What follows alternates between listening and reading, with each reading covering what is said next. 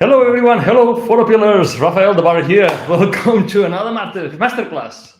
Today, we're going to learn how to create amazing Star Trails images with the great Gabe Biderman. Gabe, welcome to the show. How are you today? Oh, Rafi, I'm doing great. Thanks. It's wonderful to be here. It's not Menorca, but it's Brooklyn, at least for me. Well, the noisy, beautiful Brooklyn. Yes. Well, we're gonna get a good sense of what Brooklyn's like at 1 p.m. It's gonna be great. It's gonna be great. Actually, I've been looking forward to this class for a long time now, and I think people will enjoy it. I had it. I had a great taste in the presentation you gave during the PhotoPills camp this year. It was amazing on Star Trades. Thank you for that. Yes. So I'm excited about what you have to teach us today. Oh, it's so Star Trails are so much fun. I've been doing night photography for over 20 years, and I was doing it in the film days, and that's the only type of night photography really you could do. You could do urban night photography, and you could do Star Trail night photography, but film wasn't sensitive enough to do Milky Way, right? Milky Way photography is really only 15 years old, unless you're Hubble, or someone that really up there. But Star Trails are near and dear to me. So, and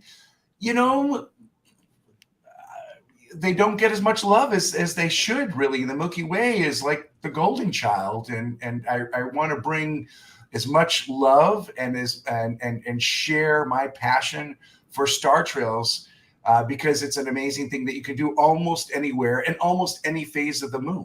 You need some sky. We need some clear skies, clear-ish skies, but we'll get to that, and we're going to share a bunch of images. Definitely.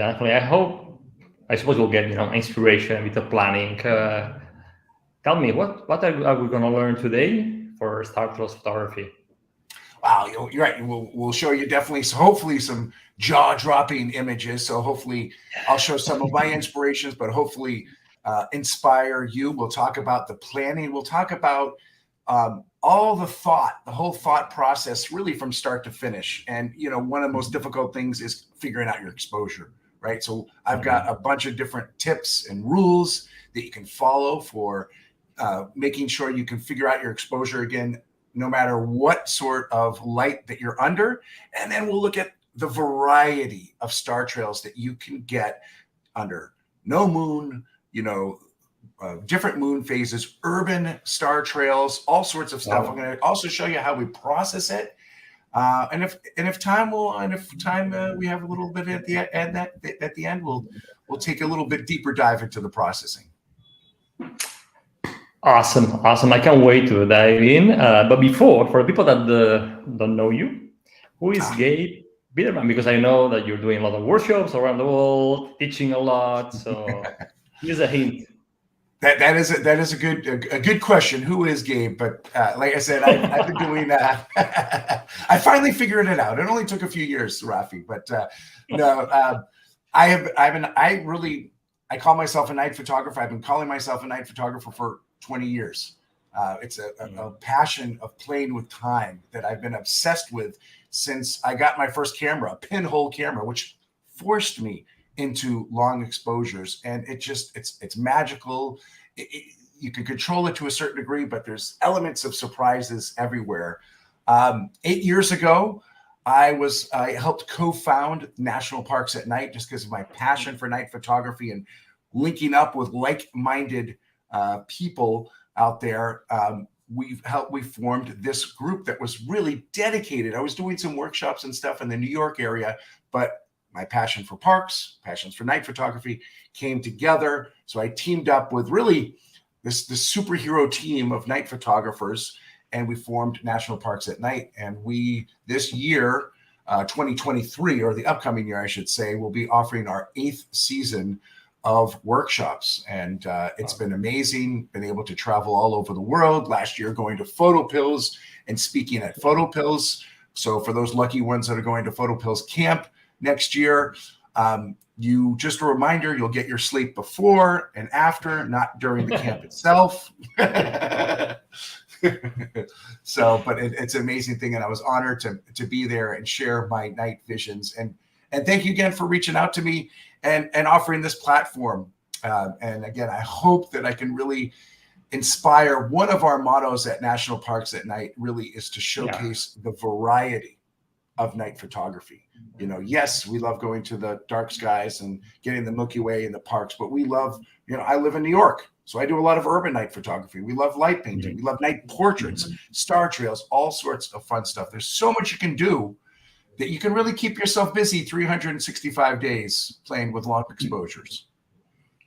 Definitely. Thanks a lot again for being here today with this class. Can't wait to get started. So you want to share your screen? Let's get started. I'm going to share my screen. I'm going to share my life, Rafi. Here we go. And for the people watching us, if you have questions, please leave your question in the comment section. I'll be checking the comments and I'll be asking questions to Gabe. We're here to learn and help you guys. Awesome. Okay. All right. Let's go. No. Oh, we're getting ahead of ourselves. We're going to go over here. We're going to go over there. And then we're going to hit play slideshow. And we got it full screen? Yes. Here Excellent. We are. Ready. Woohoo! So here we are. Mastering the Star Trails. Mastering Star Trails. So, but really this class is for entry-level people as well as intermediate, people that dabbled in it. For those of you who've only done circumpolar 1 to 3 hour star trails, this class is especially for you because guess what? You can look other directions besides north too. Definitely, just like the Milky Way kind of is the most popular, you know, type of night photography. When we think of star trails, often many of us think of a shot like this, a circumpolar looking north in the northern hemisphere, and you get that Polaris that's a star point and those epically long star trails that extend from that. This is, I think, about an hour and a half star trail. It's a stack of a star trail. It's a language that we're going to get to. Do you do a single long exposure or do you do a stack exposure? We're going to get to that throughout. But most people, when they think of star trails, they think of these really epically long ones. And that's when they go out at night, they want to try to achieve at least one of these shots. Now, I mentioned a little bit about me, but here's the splash screen. So you can kind of learn more from either myself. My Instagram is really more of a personal Instagram. So, but I'm a friendly guy, as you can tell, and love to have you follow along. But really, for night photography education, you want to follow myself and my group at National Parks at Night. And these are the social channels you can see. We also have 2 events a year besides our hands-on small classroom workshops. We have 2 gatherings. The first one is called Night Photo Summit. Raphael has spoken at that a couple times. That's going to be February 3rd to the 5th. That's a virtual conference, so mark your calendars for that. But then the only sort of large-scale gathering of like-minded, you know, night photographers. Well, I guess camp, you get what? You get how many people at camp? 100? We have around 60 plus 10 masters, so yeah, around 60, 70 people. Under. Okay. So we have a nightscaper. It happens, unfortunately, at the same time. Rafi, we have to work on those schedules, but nightscaper is really a gathering. There'll be 30 speakers, 4 days of education, adventuring, and that's going to be in Kanab, Utah. Really, really cool thing. And that, I know we have an early bird pricing that's ending the end of this year. So get those tickets if you're interested. That's a great way to kind of all come together. If you're interested in like my night photography, great place to come and learn. All right. So, I won't be able to go next year, but in 2024, definitely we're getting you in 2024. That is a threat. We need to plan better together. We need to plan better together our events. Yes. I think don't tell anyone, but I think we're going to move it to the summer, but don't tell anyone. So as I mentioned, I've been doing this for a long time, and I started in the film days. This is actually a film shot. This is about an hour and 15 minutes with a film camera, film shot. And again, like I said, when I first started getting into night photography, I was living in San Francisco. So I had an urban location, but I had access to beautiful, darker skies, whether I go up to, to just over across the bay and get into the over to near woods and over that side of the area, or go up to Yosemite or down anywhere. California's got a lot of dark skies. This image is actually Biderman Castle, about an hour and a half north of New York City. This is under moonlight, and that's how night photography used to be in the film days. Is basically, you know, you could do urban night photography anytime of the year. You know, it's good with clouds, good with the, you know, any kind of conditions, rain, snow, you know, just obviously keep you and your gear safe.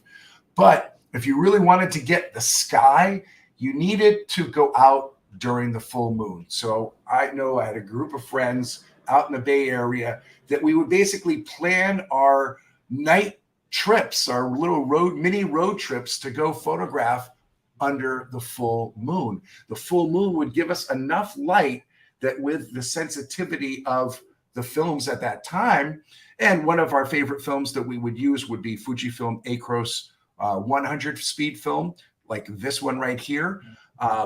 This was shot with Fujifilm Acros, or we'd use some of Fujifilm's slide film. They had what's called a very low reciprocity failure rate, which basically film, if you would meter it and figure out that you had a equivalent 2-minute, 4-minute exposure, film wasn't sensitive, it wasn't sort of pliable and sensitive enough, it would push you. You need to add 3 to 5 to 10 stops more light to get that proper exposure for longer exposure. So I actually shot this one digitally and with film. My digital exposure with my was, I think, 4 minutes at, you know, f8 or 5.6 and at ISO 100. When I would translate that to film, that would basically equate to 45 minutes to an hour and 15 minutes. So you can see that pretty much film pushed you to star trail shots. And again, it wasn't sensitive enough. Even the high speed film that we had back in the day, 3200, 6400 film, again, it would suffer from so much reciprocity that you couldn't get those shorter exposures, those 10-second to 30-second exposures to get the Milky Way, unless you put it on a star tracker, which back then star trackers were like, you know, only owned by NASA. But so again, my foundation of a night photography was basically chasing the full moon. And it was awesome. It was great to just dedicate yourself at least once a month to go out and do it. You'll get inherently better. And within 2 to 3 years, I had a wonderful portfolio. I knew the direction I was going. It wasn't really until digital, you know, improved with its higher ISOs in 2006 and 8 that I really kind of made the transition to digital. And I sometimes still shoot film. Sometimes I often will bring 2 rigs out when I shoot just to be more productive. And sometimes that, if I know it's going to be, I have some moonlight, I might bring a film camera and just dedicate that to shooting star trails. And the irony is that with a film camera, you get maybe 4 shots done a night, especially if you're doing star trails, just because of the length of exposure. So batteries were key for those film cameras, because you could blow through a full battery in just a few shots. But looking at this image, this is, again, 2 hours north, an hour and a half north of New York. When we look at this image, we see that the star trails are getting eaten halfway down the horizon. That is the light pollution from just a neighboring town. I wouldn't call it a city, you know, wouldn't call it a village. It's sort of that mid-level. It's a town. And that's sort of what's eating away at the sort of horizon line, being a little bit bright until you go up about 20 degrees. And that's when we're starting to see the star trails come out. Really cool, very special place, Biderman Castle here in New York. This is one of, I think, this is the wildest star trail shot that I took this year. And quite unique in that it has aurora and star trail. You know, aurora photography is usually short, 2 seconds, 6 seconds, 8 seconds kind of shots, because you're trying to capture just the shape of the aurora. But here I was up in Lofoten teaching a workshop, and the aurora wasn't happening. So I set this up for a long star trail. This is probably about, again, looking at those stars, that's about a 45-minute to an hour star trail. That the last 2 frames, 1 or 2 frames here, the aurora popped up in the corner, you know. And so I was like, whoa, whoa, whoa, I'm not going to stop and just immediately shoot the aurora. I'm going to use those last 2 frames, incorporate the aurora into my star trails. We also added, of course, a little car trail action into it. So this is full of all sorts of fun and interesting movement, and really capture. To me, why I do night photography is to better capture the essence, the soul of the location.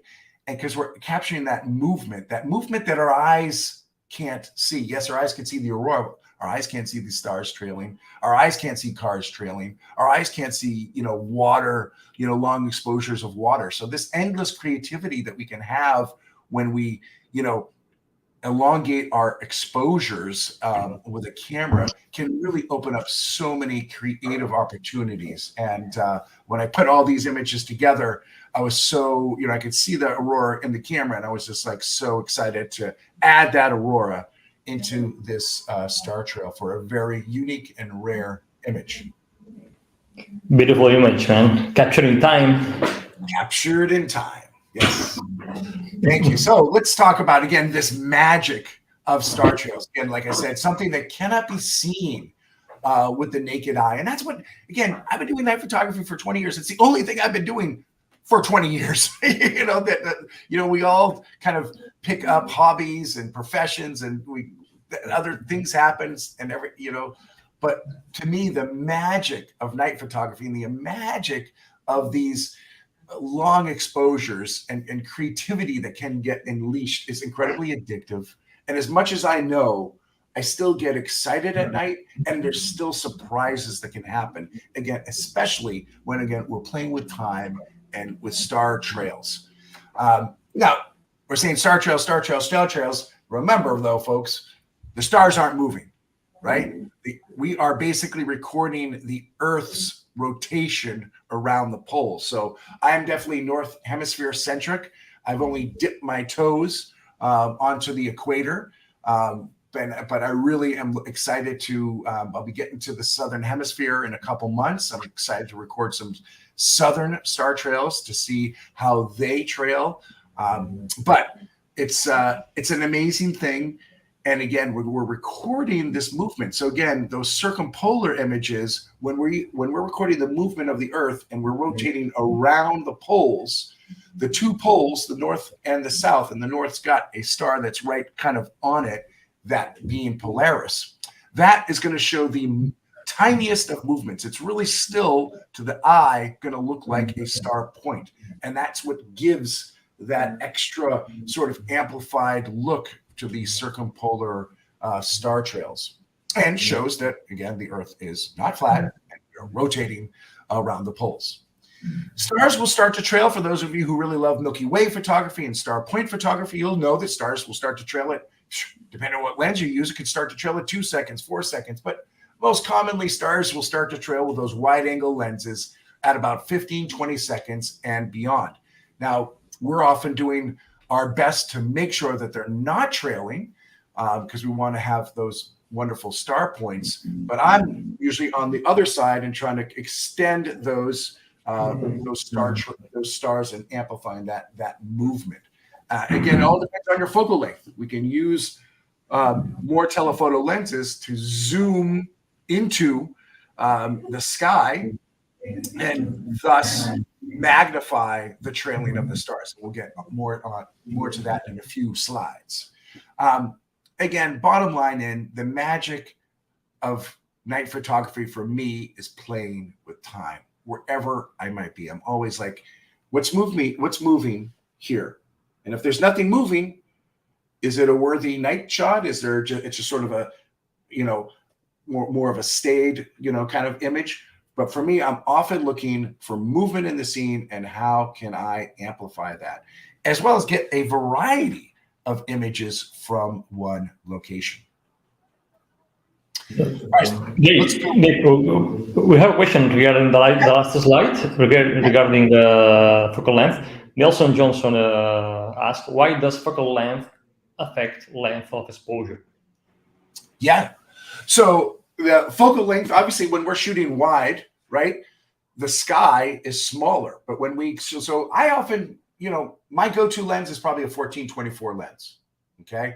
And I'll shoot both sides of things. But even when you shoot 14, you'll get more of the landscape and more of the sky. But the stars will, even though you're getting more of them, the stars are getting more distant. When we go to 24 millimeter, we're kind of getting a little bit more zoomed into the sky, and it's going to be much more seen when you go to like 35, 50, 70 millimeter. I've really only, my most sort of telephoto star trail / night photography work is usually I have a 24 to 70, and so I'll usually shoot at somewhere between that 35 and 70 range. I don't typically will bring a like a 100 to 400 lens, but you could get really long star trails in a short amount of time, and that can help with your productivity. But just think about it the same way when we use a telephoto lens and there's a bird. When we take a wide angle shot of it at 14 millimeter, you see the whole environment and the bird is that small, right? But now if we take a 100 to 400 lens and we go closer and closer to that bird, then the bird gets bigger and bigger. And now it's maybe a little bit less about the environment that the bird lives in, but the bird itself. Photography. I firmly believe the kind of night photography I do is called astro landscape night photography, not astrophotography. Astrophotography is just pointing to the skies and looking at, all the different wonderful celestial things in the sky and not incorporating land. I love telling the story between the land and the sky. And for me, part of that story is how those stars are trailing and interacting. Are they kind of coming in this way? Are they circling the subject, or are they coming in at a harsher angle? Okay. Thank you. You're welcome. So let's give a couple star trail tips right off the bat here. First off, if you can't see the stars, neither can your camera. And a great sort of example for this is you live in New York City. I don't see any stars. I see the moon, and maybe I'll see a planet. But when I look up in the sky, there's so much light pollution here, I don't ever see any stars.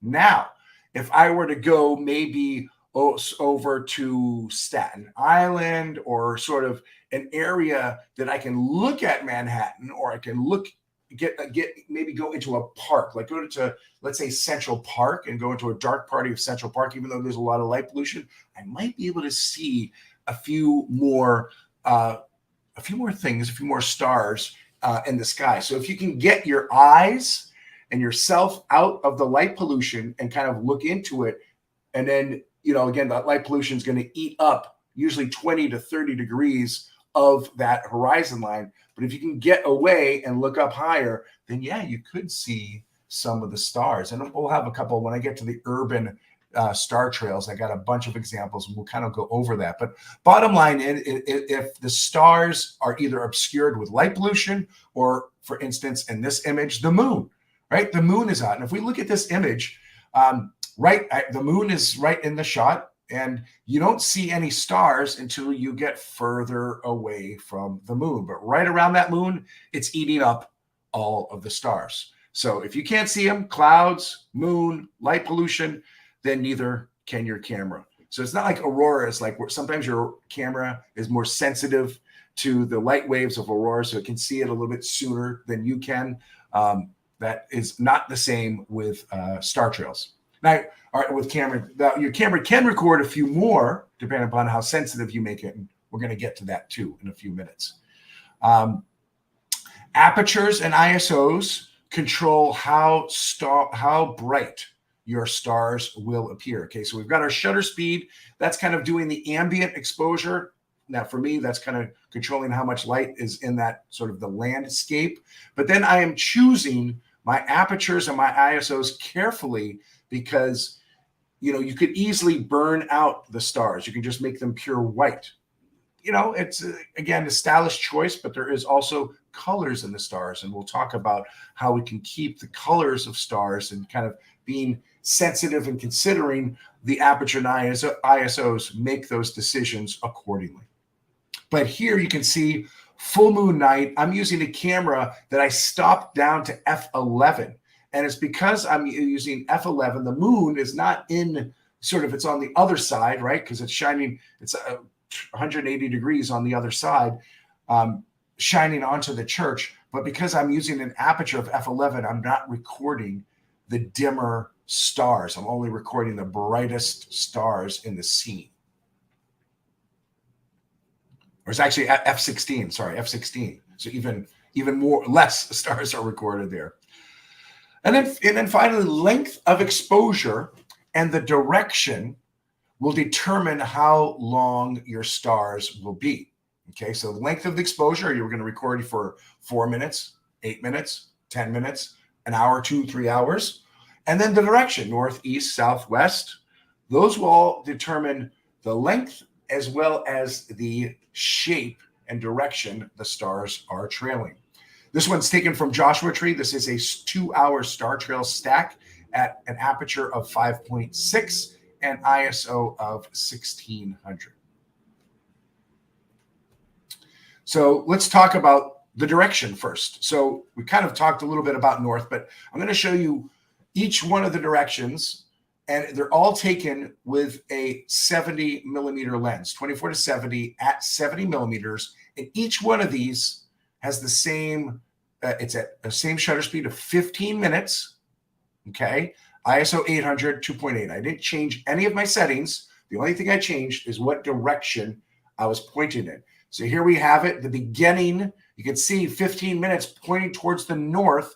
We're getting the beginning of what a circumpolar star trail will look like. And to be honest, what I'll say is this is the beginning of a good thing. But if we're going to point north, really, if you want, you got to just double down, triple down, and really make it that circumpolar sort of look. And really, that doesn't start to come together until at least 45 minutes.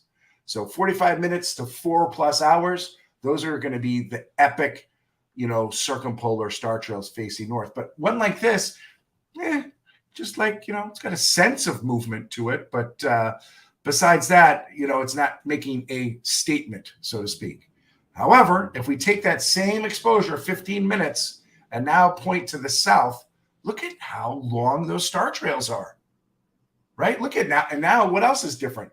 They're kind of flat, a little flat on the horizon. They kind of going across, almost horizontal to a certain extent. But 15 minutes. So again, north, you see how short those are? And then south are going to be your longest star trails. Okay. So think about that when you're composing. Now, again, the composition might only be one way, but sometimes we can go around a subject. And if you are shooting with star trails, you can be which direction is going to be that storytelling, that interaction between the sky and the subject, which is going to make the most sense. Is it going to make sense circumpolar, or is it going to be nice to have straight star trails? Or when we look to the east, we can see they kind of curve in like the, I call them sort of, they can curve into the east a little bit like parentheses, the closing parentheses.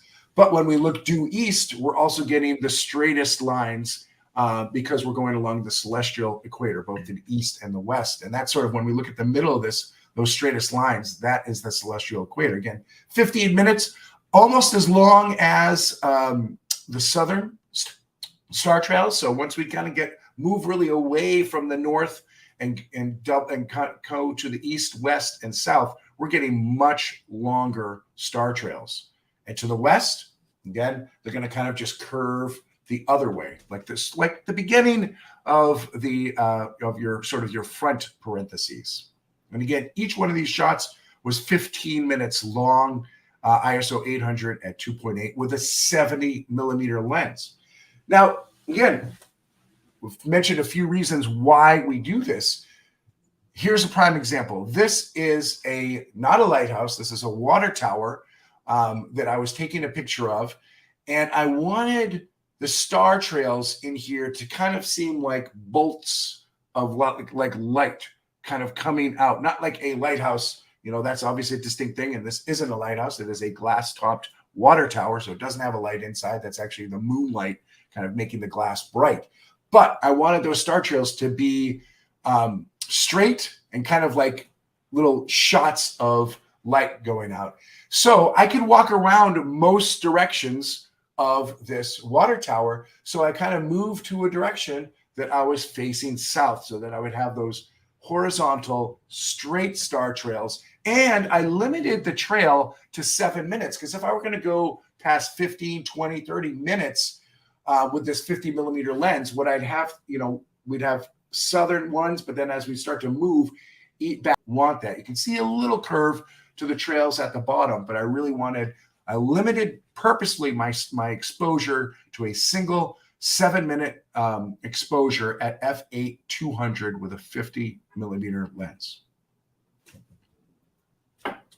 So we've talked about the celestial crater here. Again, here it is. Basically, the stars follow a straight line along the celestial equator. If you want to capture this, you'll need to aim due east and due west, and you'll see stars going actually in 3 different directions, because hopefully you'll nail it right on where you'll see the angle again of that star trail that is straight, and then they'll be curving off like the parentheses reversed in either direction. So that can be a really cool thing to do.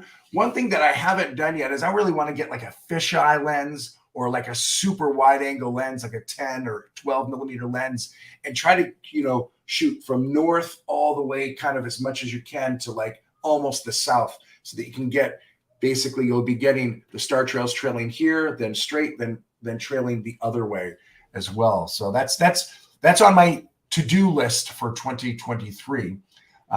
But taking a ride along the celestial equator. Now, the celestial equator looks different depending upon where you are. And like I said, star trails will look different depending upon what hemisphere you are and what longitude, latitude you're at. Okay. So I often do most of my work in North America, or also in the higher latitudes.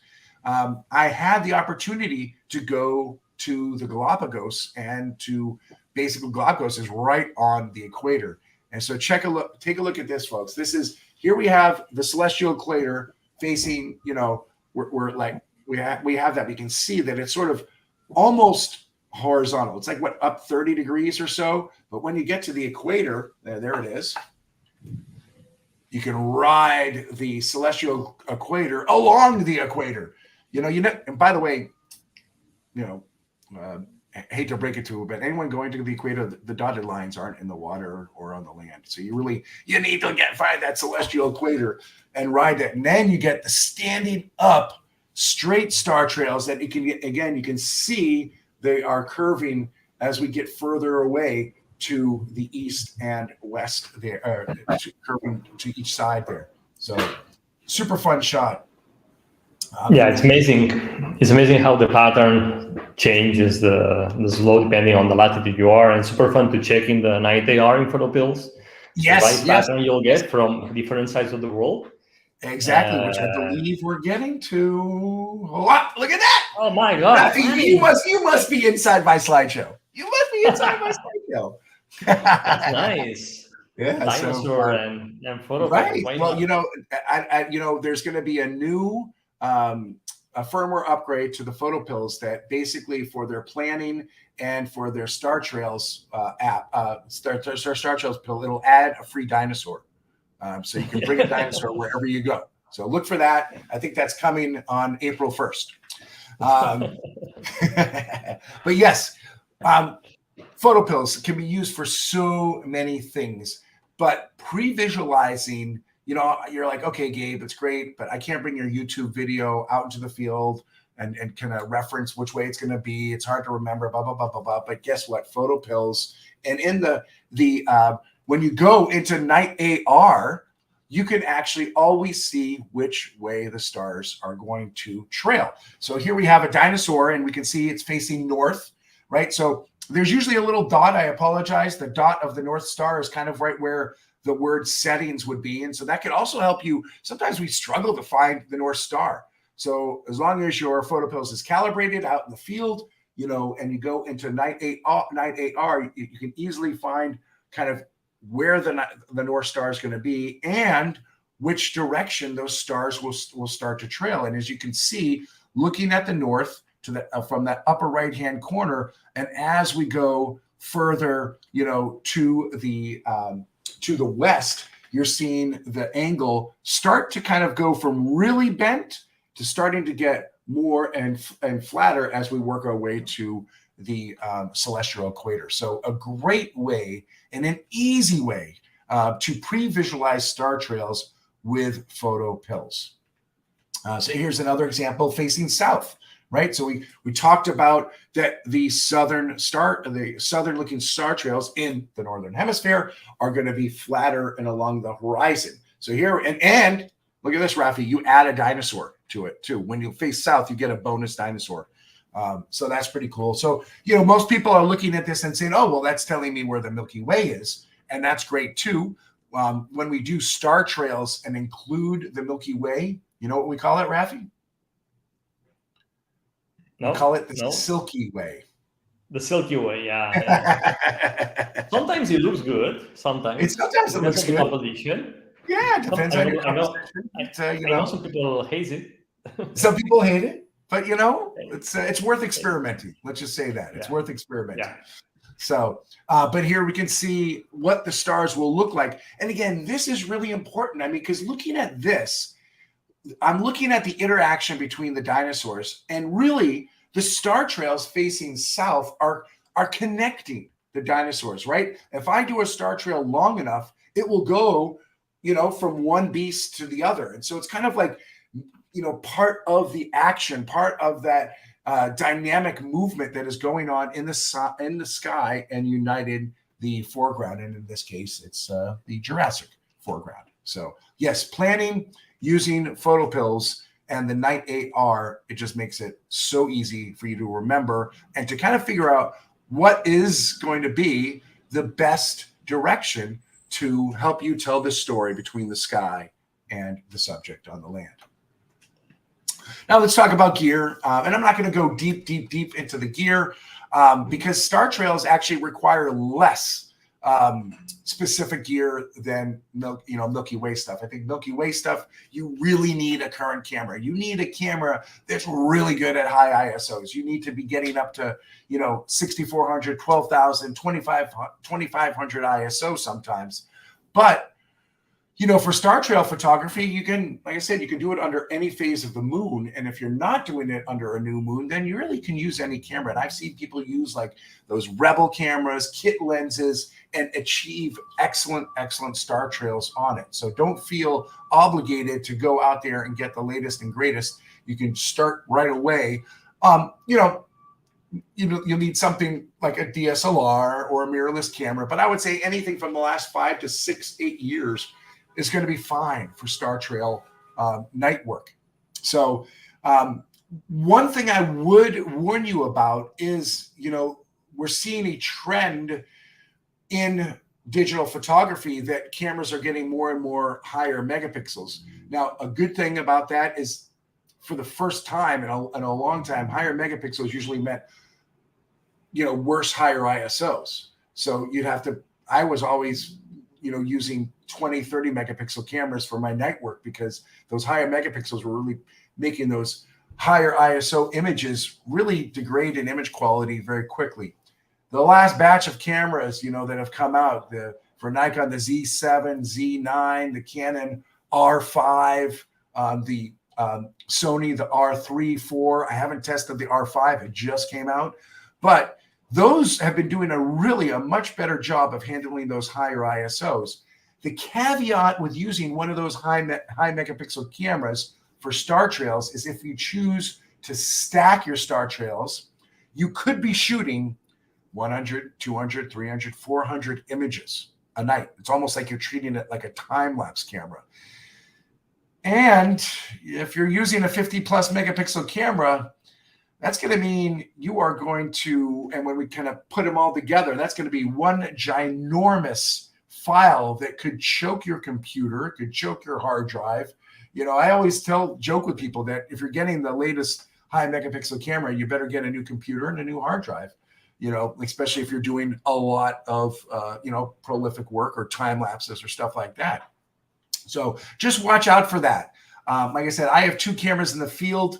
Both of mine, I use Z6s. I have the Z6 II and the Z6, but I would gladly also use a Z7 or a higher megapixel camera. And just what I would do is I'd maybe use that higher one for my astro work, and my lower megapixel for my star trail work, just to kind of go easy on my computer and for processing speeds. So that's my tip on the cameras. A good lens, again, you can use any lens. It doesn't need to be wide and fast.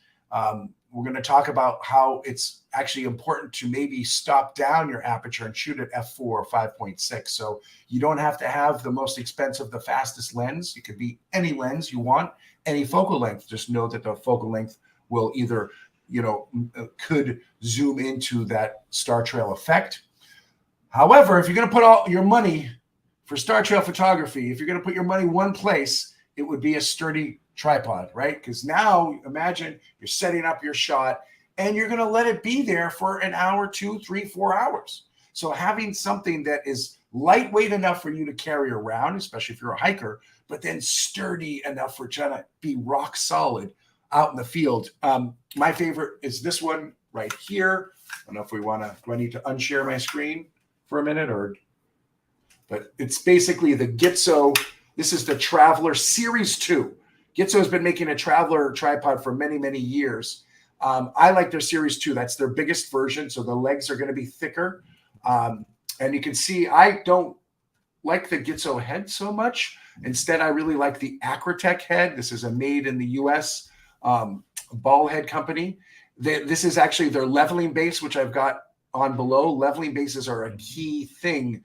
So important. I have a leveling base on all of my tripods for night work. And then this is their GPSS, their smaller diameter ball head. And really also important is the lever clamp right here. The lever clamp, really when you lock it, it only can be released when you press it in and release it. So the ultimate in security and really good stability for a good travel tripod. Okay, this is probably the most stable travel tripod out on the market. And then you can see I have my little Velcro pouch that I put my intervalometer on there.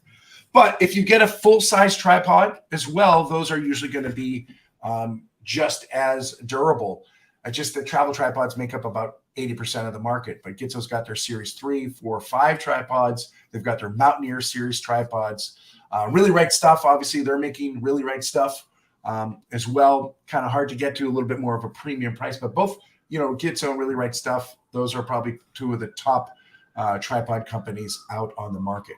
So invest there. And then finally, an intervalometer, which I believe I've got right here. And I've got a little slide on that one. But before we get to that, if you want to learn more, I understand with tripods, so many choices out there. So we at National Parks at Night created an ebook, and it's a free ebook.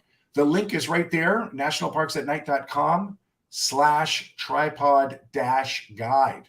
I don't know if we can drop that in the chat or we'll add it afterwards. But this is over 70 pages of information on tripods. We go over our favorite travel tripods, our favorite tabletop tripods, our favorite full-size tripods, all the accessories. There's also a ton of articles. One of the most important ones I think out there is how to make friends with your tripod, because no tripod comes with a manual.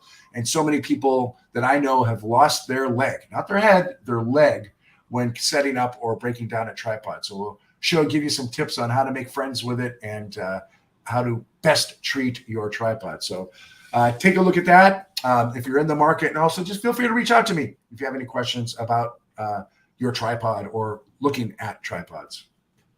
Awesome. Just posted the link in the chat. All right, you rock. Now, one thing I'll say is the latest batch of cameras, one thing where I'm seeing is that these intervalometers, like I use this Velo Shutter Boss, and they come wired and wirelessly.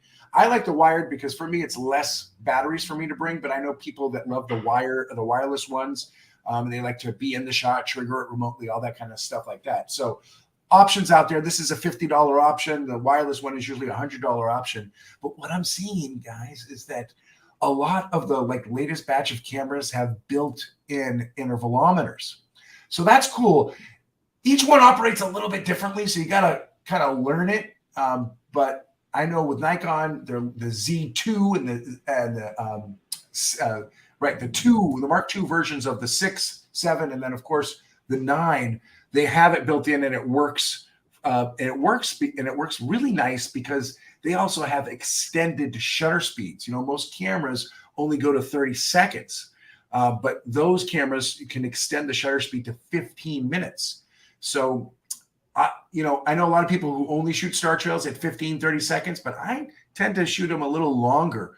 And having those extended shutter speeds, which Fuji I know has, Nikon has, and I think Canon and Sony are thinking about or considering. But if we have that matched with a built-in intervalometer, then you don't have to worry about bringing one of these along. But to be honest, I always bring one of these along. They're easy. I've had them for years. I know how to use them. And a built-in intervalometer, or sorry, the external intervalometer, as long as it's not dangling on your tripod, you got the pouch for it, you can really program in perfect time lapses, perfect star trails as you kind of set each setting along. So let's see, you got to make sure you get the right connection, because sometimes, especially for Nikon and Canon, they make two different connections. So you have to look at what connection your body is. Is it a USB mini? Is it a 10-pin, 3-pin, mini, what have you? So just make sure. But this helps us go beyond bulb. Again, most cameras go to 30 seconds, but if we want to go past 30 seconds, we need to go to B, bulb mode, and that way we can program anything in. We can still program in just a few seconds, but we can also program in an hour. We can program in 20 minutes, 15 minutes, whatever. It's endless opportunities. And again, opens up for star trails and time lapses. Now here is the wrong way to do it. And this is a shot I recently took. I was out in Morocco, and this was, late at night, or actually I got up early in the morning to get this shot from the hotel we were staying at. And this is what we call star braille, not star trail. And I just messed up setting my built-in intervalometer, and instead I just didn't check the settings. It had a gap of about 20 seconds in between each shot. The key thing with any intervalometer is you want to make sure that the time between each shot is the least amount of time, which often that's going to be somewhere between a half a second to 1 second. When we get longer, what we're doing is we're taking the picture and then letting the Earth rotate, right? And once it gets, once that Earth gets going, there's no stopping it. And what we'll see is the gap between those star trails. As we move, the stars will have jumped into another location.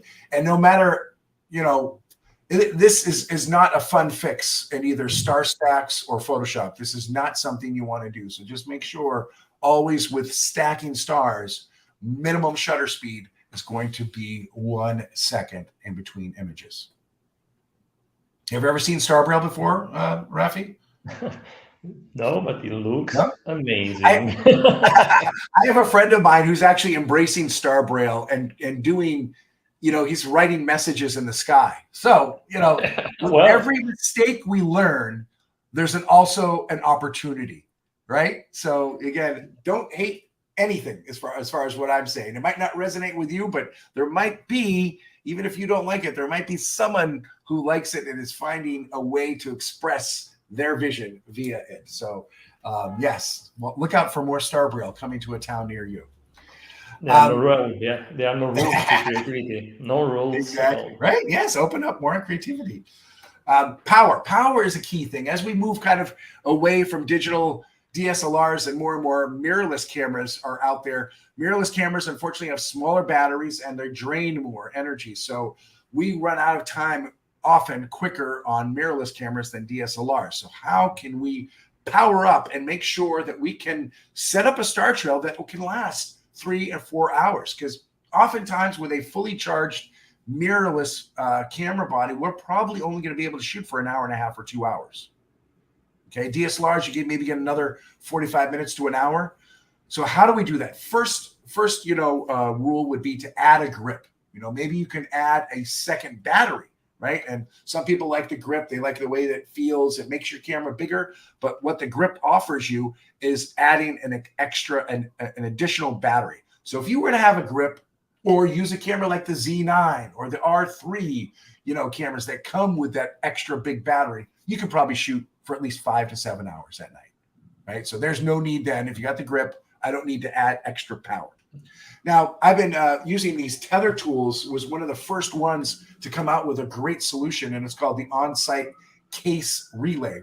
They just kind of revised it about a year and a half ago, made it a much smaller thing, but basically consists of 3 items. You put a dummy battery into your camera, so you get the right dummy battery that costs about $30. Then you get the connector, which is the tether tools on site. So that's a connector, and that has some juice in it. It's a sort of a little battery. But then that connects it to the battery, and then you connect that into a into a power bank. Something most of us all have as it is, right? We carry these power banks to make sure that our phones stay charged or our computers stay charged when we're camping or out in the field, and they can be quite small and compact. So that's the tether tool solution. You have 3 items. Maybe you already have a power bank, so you're just buying 2 items, and it usually costs around $100. So that's a really good solution. If you have multiple different cameras, you can just get different batteries and can use the same system, for that. Again, another improvement we've noticed in the mirrorless age is that USB-C is now the common connector for cameras. So if you have a USB-C connection, you could be powering up your camera just directly, right? So you can actually USB cable, plug it into your camera, and then plug it into a power bank. And there you go. Now you're using the juice. And if you have a 60,000 megaamp, power bank, you're going to be able to shoot, those time lapses from sunset to sunrise, so that's a good way to go and a consideration for that as well. So here's my rig set up, and this is you can kind of see it's definitely adds a few more cables, but that's the tether tool system. But I also, if you look sort of closer to the lens, I'm also adding a dew heater to that. And a dew heater is another really important thing to consider and to always have in your camera bag. It's thin, it's easy, and basically it regulates the heat and around there. So when we maybe oftentimes we'll break a dew point and we'll drop in temperature, rise in the dew in a long night, especially if you're low to the ground near grass or plants and stuff like that. And you'll see the dew creep up your tripod, and then it gets right to your camera and covers your lens. Now, first line of defense is to always use a lens shade. Okay, lens shade does, probably prevents the dew to get on your lens for another 30 minutes to an hour, or prevents it completely. Kind of depends on the lens, and how bad the dew is out there. However, a dew heater is the ultimate line of defense, and we're going to wrap this around our lens, and we're going to plug it into that same USB bank that we could be powering our camera with. It doesn't take much to draw it, but it basically keeps the lens warm and prevents the dew from kind of getting anywhere near that lens. Avoid that moisture on that lens. Here you can see an image, an urban image from the Sloss furnaces in Birmingham, Alabama. No, they don't glow at night. That is water on my lens. That's dew on my lens that's creating that effect there that, isn't that what I was looking for, let's just say. So here's the full setup. Now you can see the dew heater on the side, and then the tether tools and the battery pack all together there. Another thing, I have my strap on the camera right there. I always remove your straps when you're committing to long exposures at night, especially if there's a little wind at night. Any sort of jiggling, wiggling, knocking of the tripod could just, that's it. It'll ruin your exposure. And when you're committing again to those 1 to 3 hour exposures, we want to make sure that we are rock solid and not having anything dangle, and want to make sure everything is secure and locked down. There's a close-up of the dew heater. I like this one by Move Shoot Move. There's plenty of dew heaters out there. They're all, though I guess the important thing is you can get the cheap dew heaters that just you plug it in, it turns on and off. The better dew heaters have sort of you can control how much. It's got sort of a level on it. They can say you want it minimum, maximum kind of thing. So that's a nice upgrade. The Move Shoot Move had one on that, so I really like that one. And they're like really $20. So it's just an easy thing. I've got 2 of them, 1 in each bag that I use. All right. So that's the gear. Let's jump into figuring out your exposure. You ready? Buckle up. Yes, we are ready. So almost all of my night work, whether it is long exposure, short exposures, not urban night work, but almost anything else that is not non-urban, I always start out with what I call a high ISO test shot. These will help us see, these will help us compose, and these will help us figure out the exposure. What's amazing in this digital age is the meters in our camera are way more sensitive than any sort of light meter that I've ever brought out at night. And we can make our cameras even more sensitive when we raise up those ISOs. They do a really good job of reading the light and lack of light in the scene. So this is a shot from Capitol Reef. This is not a car trail. This is one of those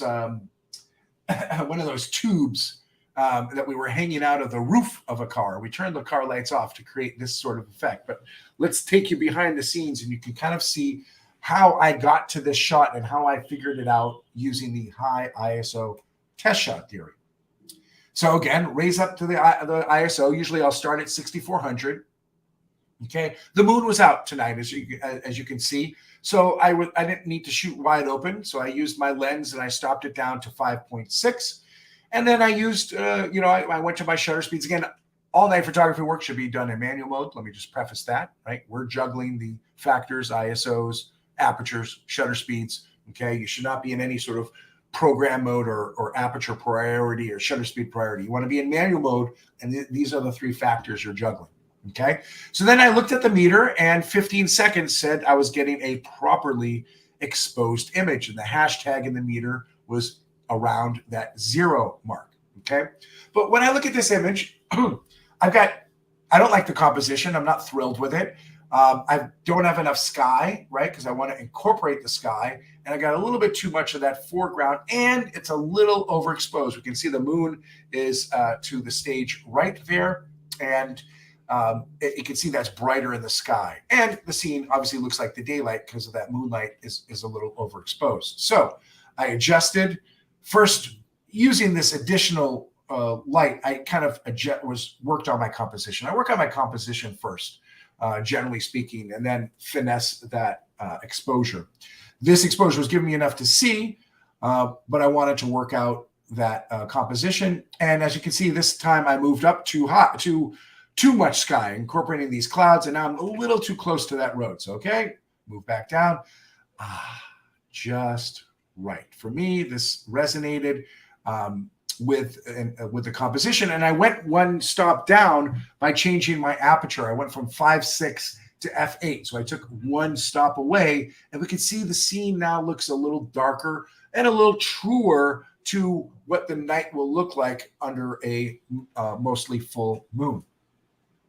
Okay, all right, so got my composition as well as I finessed my exposure. So the next thing I'm going to do is 15 seconds, I'm driving a car, or my friends are driving this car. That's not enough time for them to drive down. Plus, I want to get a little star trail in the scene. So what I do is I take that 6400 and I bring it down to 400. So if we kind of count on our fingers, these full stops, which is either doubling or halving. So we go to 3200, 1600, 800, 400. So I took 4 stops of light away, but I liked this exposure, right? This is the good exposure, but I want to get to a cleaner ISO now and extend time. So now I'm going to take these 4 stops and add them to my shutter speed. Now I'll be doubling it. So I started at 15 seconds. I'm going to go to 30 seconds, 1 minute, 2 minutes, and 4 minutes. And there's our shot. 400 ISO, kept my aperture the same. It's easier to juggle 2 balls than 3. And then pushed it over to that 4 minutes. Now, I like the star trails here. Plenty of time. In fact, we actually had too much time. My buddies who kind of rode down on the car here, they got done in about 40 seconds. So we were on walkie-talkies and saying they were waiting for me for another 3 minutes, and we wanted to be more productive. So we decided to change it to, I believe, 2 minutes from there for the final shot. But I talked about ISOs, aperture, shutter speeds. I talked about doubling and halving. Let's show you the graph so that we can kind of, again, drill this home and figure this all out together. Okay, and also PhotoPills with their exposure, they have this all so you can plug in and figure it out. But I want you to understand how you can do it yourself as well. So here we were, 6400 f8, 15 seconds. And again, I just moved. These are the full stop increments of all ISO shutter speeds and apertures within this range. So if I move them both, 4 stops, we can see I go from 15 seconds to 4 minutes and 6400 to 400. Now you can say, Gabe, this is like, I don't have enough fingers and toes to kind of count that out in the field. We also, we have embraced what's called the 6-stop rule. And this is really essential for star trail work, especially, and especially when you've got some moonlight. The 6-stop rule is we shoot our high ISOs at 6400, but take a look at it. If we go down to the lowest ISO, which is often 100, 32, 16, 8, 4, 2, 1, that's 6 stops. Okay, now if you were equivalent, if my proper exposure in the field is 6400, 5, 6, 4 seconds, we add 6 stops to the seconds, they will have the same number in minutes. That is the 6-stop rule. And if you can see, let's count it out. 8 seconds, 15 seconds, we round it out, 30, 1 minute, 2 minutes, 4 minutes. Okay, so that's the 6-stop rule. And that's an easy way to do the math. I'm not saying that we're going to always do, maybe 4 minutes is too long for the given scene, for the given scenario, but it's an easier way to do the math along with PhotoPills exposure. You can really dial in and figure out where you want to go, where you want to be. But understanding we're juggling ISOs, apertures, and shutter speeds, full stop increments, and doubling or halving in order to get to, once we get that high ISO exposure, test shot, now where do we want to go? What's happening in the scene? What do I want to amplify? Do we want to keep the movement, keep the movement from happening and thus usually stay at that higher ISO and a short shutter speed? Or am I trying to really emphasize those star trails and other movement and going for those longer exposures? Very interesting. All right. So the color of stars is also a super fun topic. And so let's talk about, here we have sort of the breakdown of the true color of some of our most popular stars that we can see in the sky. Now, again, this is these are the whatever NASA approved, or what we see as these stars, what they should be: blue, yellow, red, and orange. What I'll say to that is, again, photographers are very similar to painters. We can all choose our white balance accordingly to cook to taste, right? And if you are more into the science of night photography and really want to keep everything true, then, yes, embrace that. And here's your guide for that. I am an artist. I like to be a little bit more creative and more embracing colors, and I want oftentimes my land to be a little bit warmer, my sky to be cooler, and that creates contrast and maybe a little tension in the scene. A shot like this, I believe I'm shooting this at a white balance of about 4,000, which is going to yield you really true colors to the night. And also I'm using an ISO 1600 aperture of f4 that's keeping the rendition of those stars from being blown out. However, I kind of find the color palette here to be meh.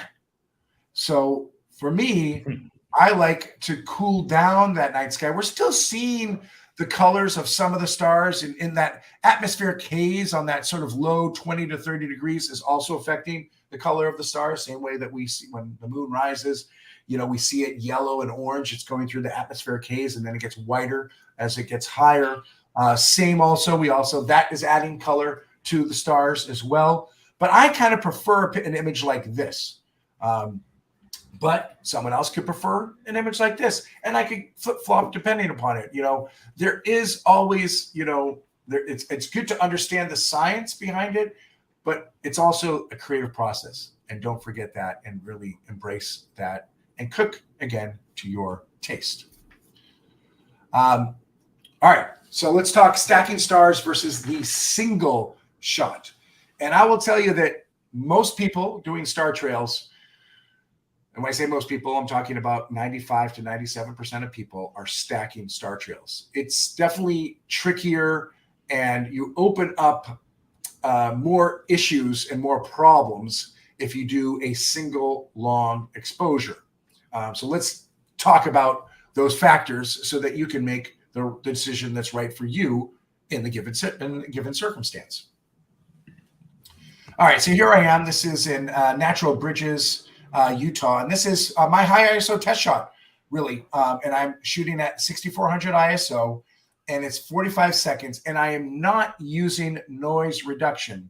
Every camera has what's called LENR, long exposure noise reduction. It's in your menus, and often when you get your camera, the default is on.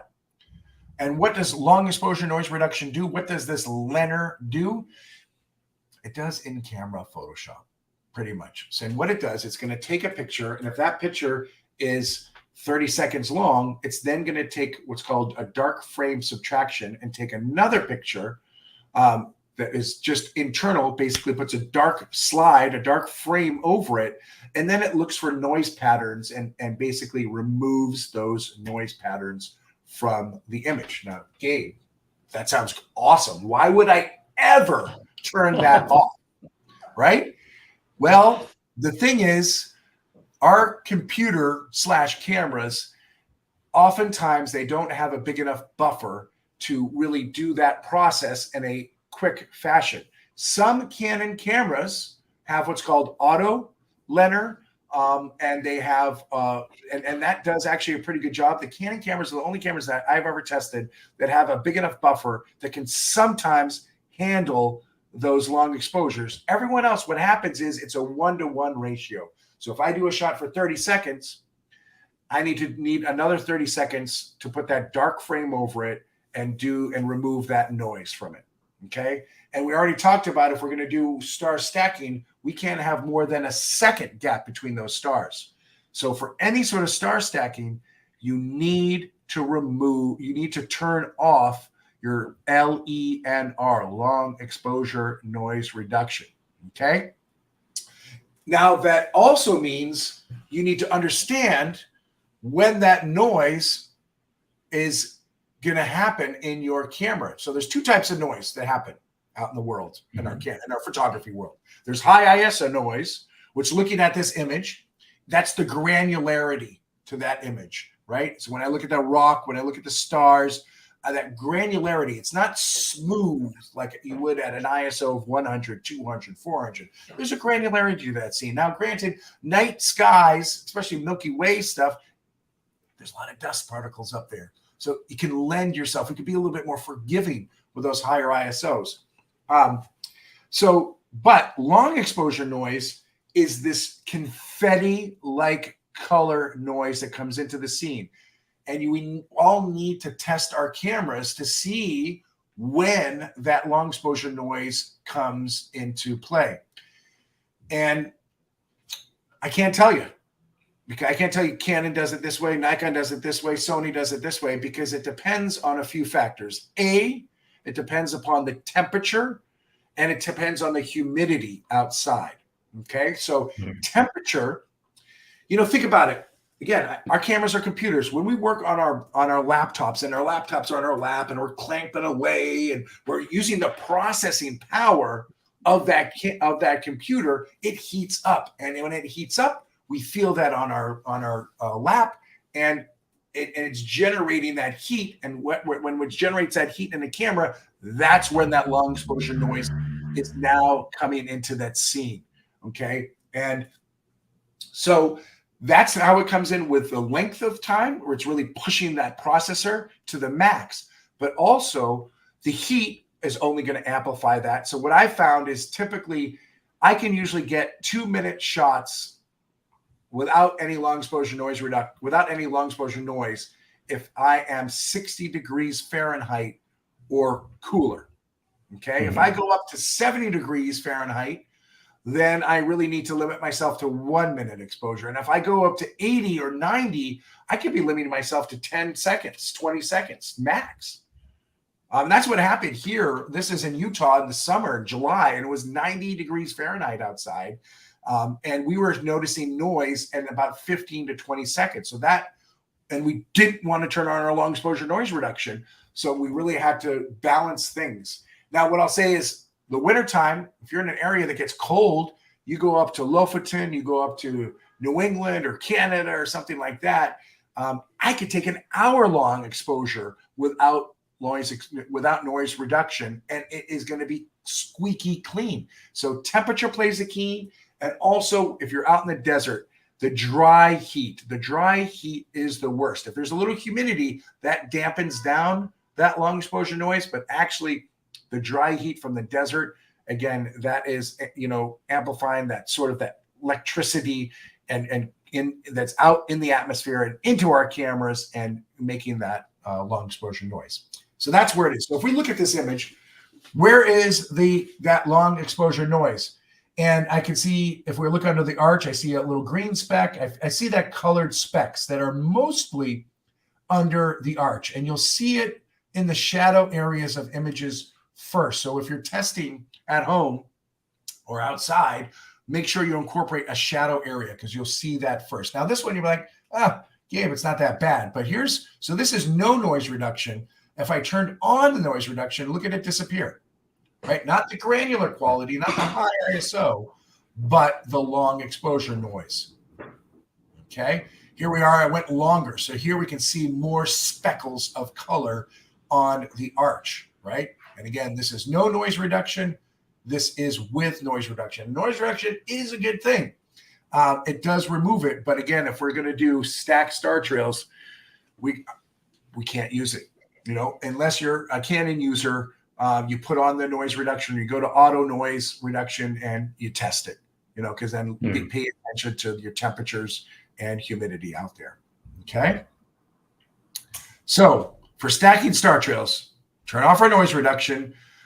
I prefer, doing shots from 30 seconds to 2 minutes. Now, some people like doing whatever their equivalent star point shot is, because then they feel, I can get kind of 3 shots in one. I can get my star point shot. I can get it, then also use it as a time lapse, and I can use it as a star trail. So that's cool. You can definitely go down that avenue. That avenue, though, is going to yield you more pictures. So again, watch out for that high megapixel camera, and more work. You take the same stuff and process it 3 different ways. It's a nice option to play, but sometimes I'm like, I see this shot as a star trail. I see this as a time lapse. So I want to use the best sort of the most optimal settings I can. And if I am doing star points, I'm probably at an ISO over 1600, unless I got a lot of moonlight, so then it's like, I'd rather have better image quality at a lower ISO or for my star trail.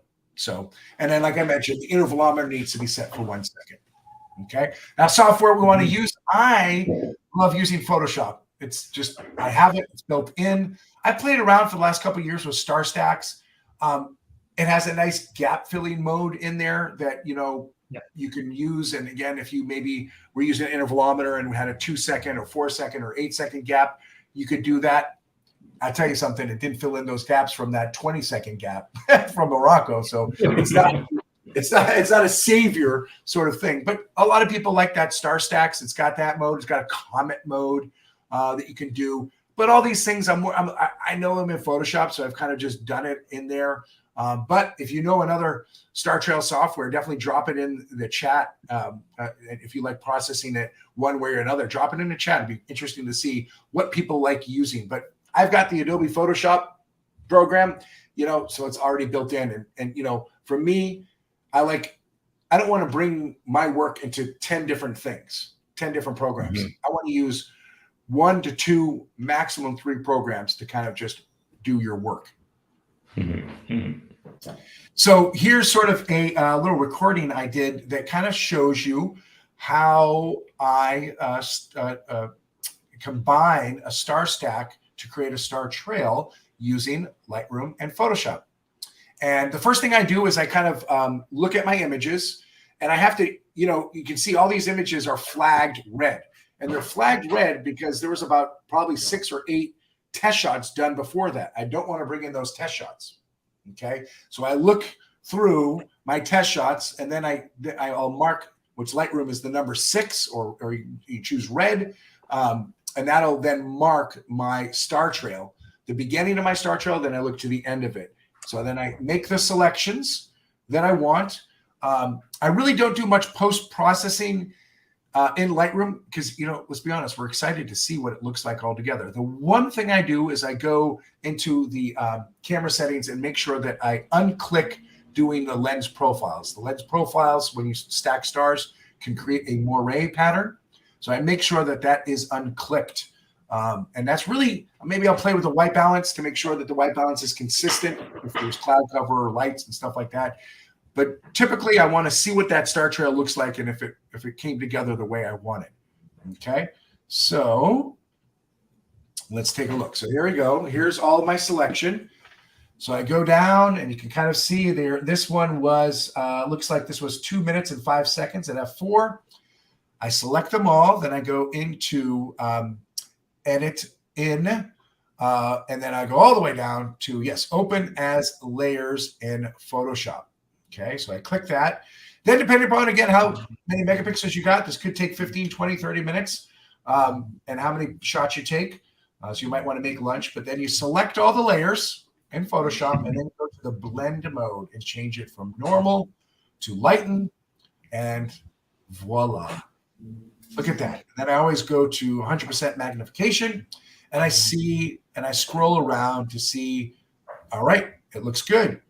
If you have a test shot at the beginning, you might notice a little star braille right before or at the end, or, something like that. And then you can save it back to Photoshop, or save it back to Lightroom.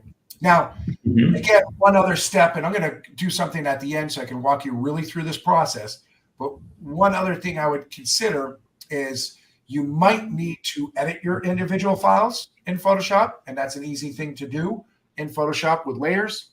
But when you're done with it, you probably want to flatten your layers as well. So that'll make it a more manageable file that you bring it back in. If you've done a lot of work, you can save it as a PSB, which is a large format document.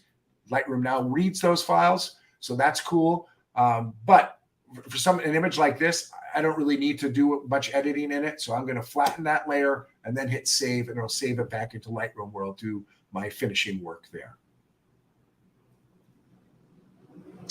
All right. So keeping an eye to the skies, things that can interfere with our planes. We all love planes in our photos.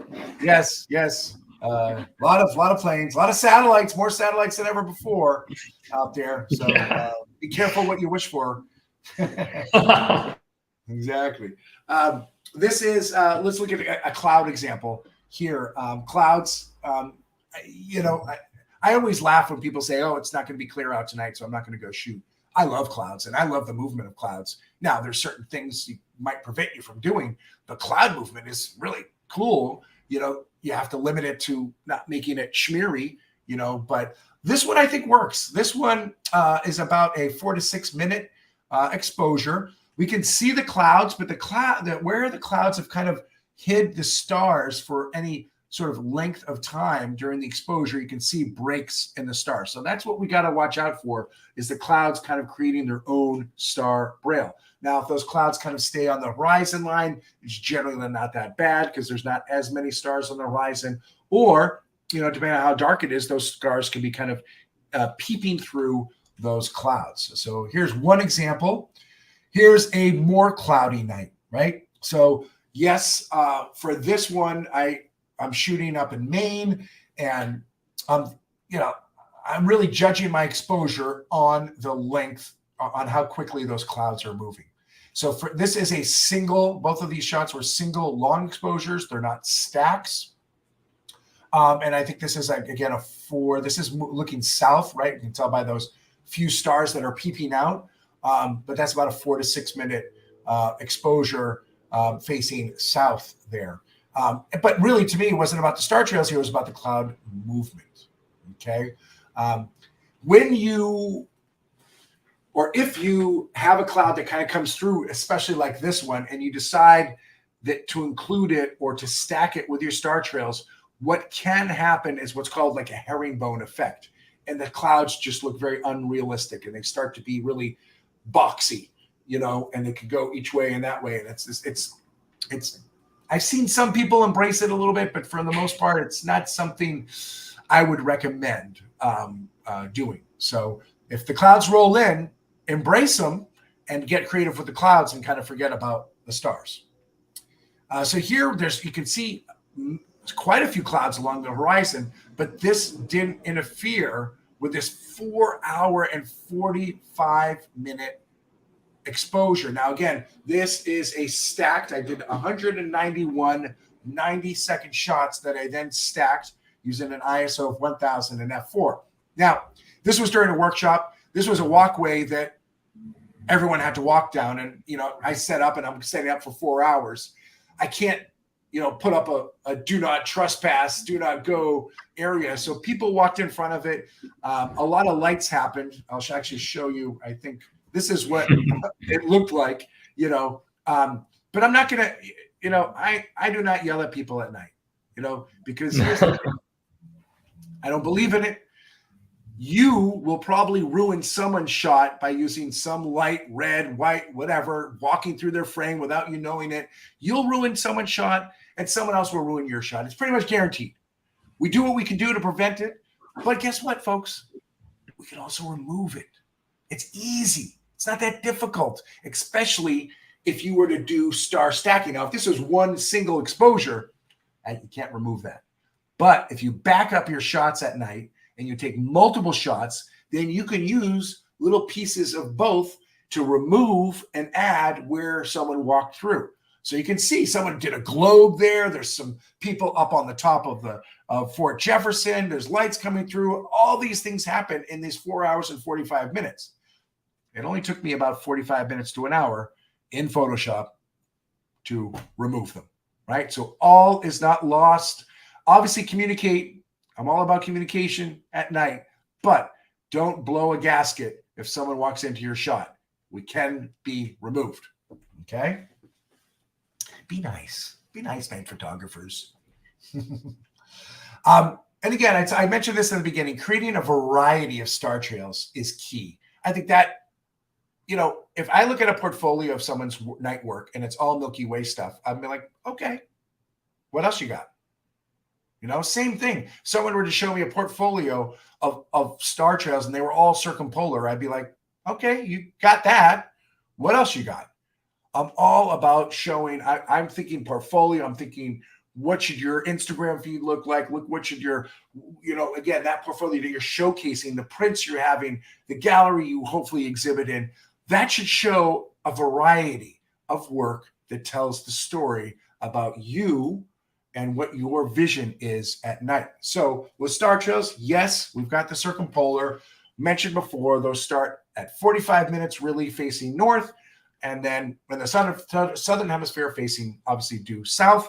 And then you want to make sure they can go up to 4 or 5 hours, as long as you can do. The longer you go, the more epic it is, okay?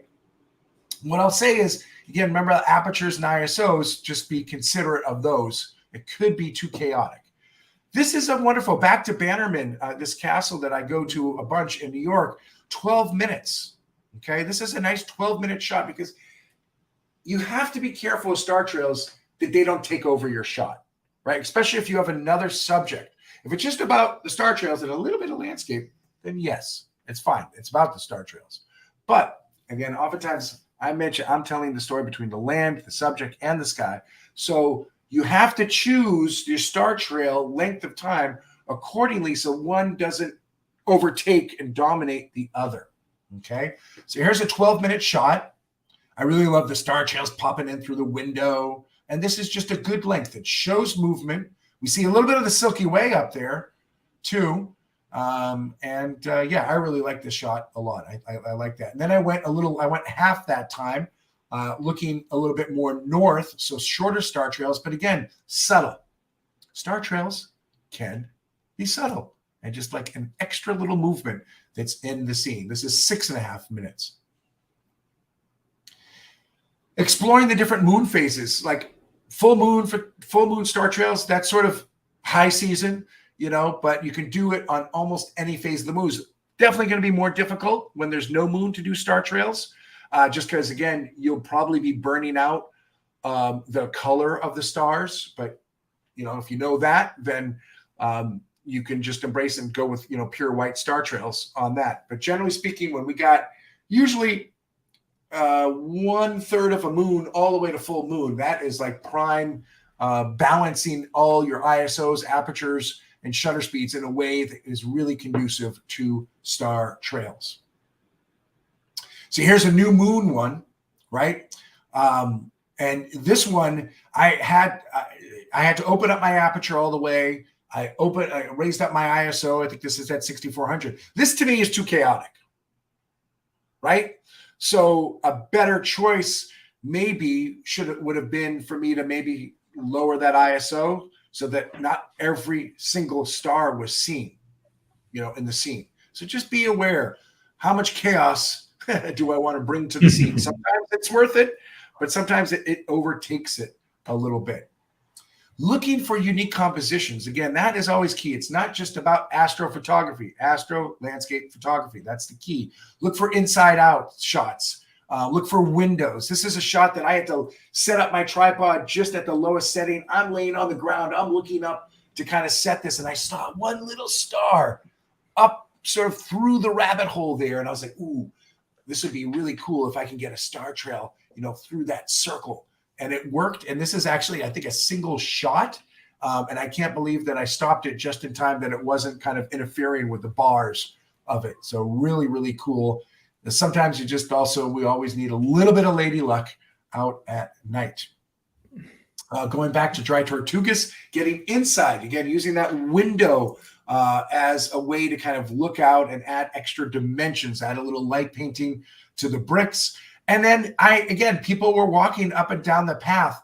I actually was like, you know what? I'm not going to remove it. I like that red light actually going down the path. It kind of brings a certain harmony, to the scene, but also the reflections. The water is so still within that moat area. So that is going to be awesome star trails. When we can work with ponds, still moving water, we can get that reflecting star trails. That's like, mwah. Beautiful. Thank you. So look for reflections, emphasize movement, as well as night portraits. This is kind of a rare thing to do. You don't see many star trail panos, right? I don't know if anyone's ever done that, especially when they're being multiple frames. Yes, crop single, but that's a very difficult thing to do. I don't know how you could do it.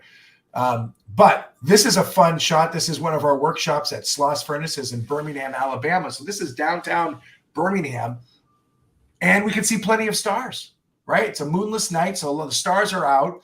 We took the shot. We popped a flash on everyone, and then we let the camera roll. This is a shot. We set it up. Chris Nicholson took it with his camera, and he stacked it all together. I think this is at least 45 minutes to an hour worth of stacking the stars. But that could be a fun thing to do, is star trails with night portraits. Planets trail, right? Too. So planets trail, when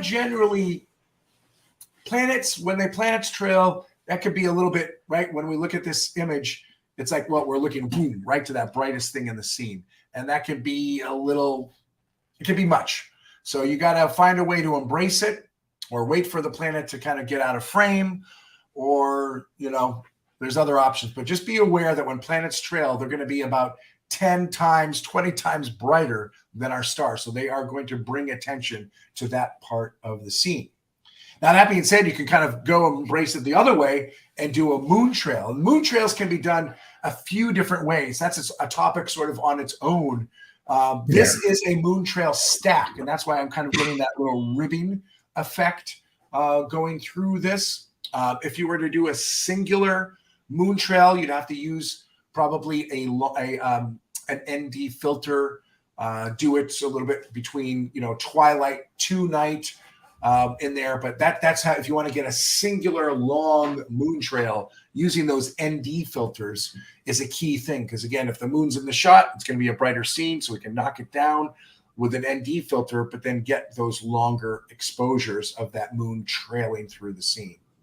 But this one is a stack. I mean, stacks still work, but you just got to watch out for that sort of that ribbing effect. And then time lapse. Time lapse is this is that same shot. Again, I shot it and also created a time lapse out of it too. So we got very nice, right? Of committing to these star trails is that we can also incorporate them into a time lapse as well. You're really the wizard of star trails. I've got a lot of hats, Rafi, but I don't have a wizard hat. Maybe I better put in I better talk to Santa about that. I can't believe you. I don't believe you. Probably have a bunch. And then another thing so this is something I tried to up my game in the last few years is a lot of people are really doing some amazing blue hour blend work. But we see a lot of blue hour blends with star points. But guess what? You can also do blue hour blends with star trails, right? So let's talk about where you can do this. This one here's my base shot. This is my blue hour shot, right? And I really like this compass, right? The sundial. And so here I've got established my exposure of the foreground and of the landscape here, but there's no stars in the sky, right? So I got to keep my camera set up. So, the thing with blue hour blend star trails is that, usually with a star trail, we're already committing to 1 to 3 hours. Now we add a blue hour blend, you're going to add another, at least an hour, onto that. So that's why we like to go with 2 rigs and obviously making sure that nothing gets knocked. So this one is in Shenandoah National Park, blue hour blend check established. Then I took my X amount of shots of the 3, 6, 7, 8. So 40 shots or 39 shots for the star trails. So I put together the star trails first. I collect those, put those together, and then with masking and layering, bring it all together into one shot. But super fun, super creative, a little bit more time consuming. You definitely, with this sort of work, you're going to be definitely dedicating at least 30 minutes to an hour or two in post-processing. So if you don't like post-processing, maybe you just stick to those single shot star trails, and definitely not blue hour blends. All right, we're coming near the end here. Urban star trails. This is something that also has been just recently sort of uncovered and explored. This is an image from the San Gabriel Mountains. This is my home, my home away from home, Rafi. And looking down to the LA sprawl of lights. So a lot of light pollution. But remember I said in the beginning, you could do urban night star trails, not if you're down there in the city, but get up to the mountains, get into a park, get into a dark space that you can see the stars above you and look down upon the city, look down upon that urban light pollution. And there you go. And this one, I was pretty impressed. This is a one that I set up. I was out at a camp. I set up my camera, left it, went to bed, left it to go all night long. And in fact, it took some very overexposed shots in the morning because I didn't wake up before the sun rose. But I was just impressed with these star trails and how they kind of went through almost all the way to the horizon.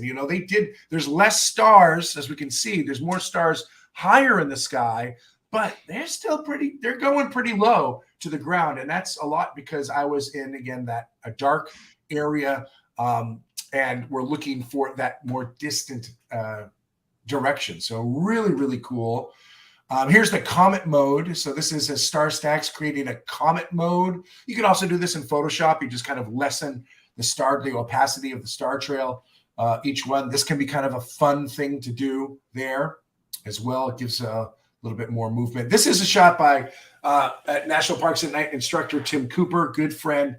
This is probably my favorite urban night shot because this really shows, we talked about chaos and whether you want to embrace it or not. This is chaos, and I love it.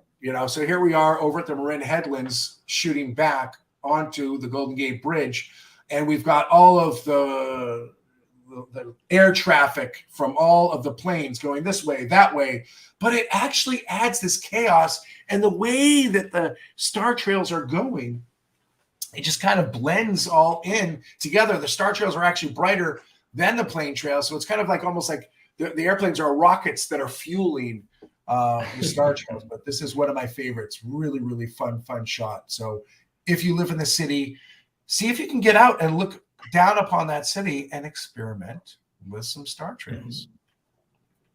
Definitely.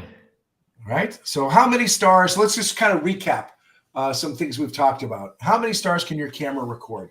Again, we've talked about faster apertures will record more stars, but is it too chaotic? So if we are shooting at 1.8, 2, 2.8, those apertures will collect more of the dim stars. So good to use maybe if you don't see many stars, maybe you're close to the moon, you can kind of get some of those dimmer stars. But if the moon is on the opposite side, away from it, or at a moonless night, if you have to use those, it maybe is causing too much chaos. Then you want to stop down to f4, 5.6. Those are usually the apertures that kind of dim down those dimmer stars even more.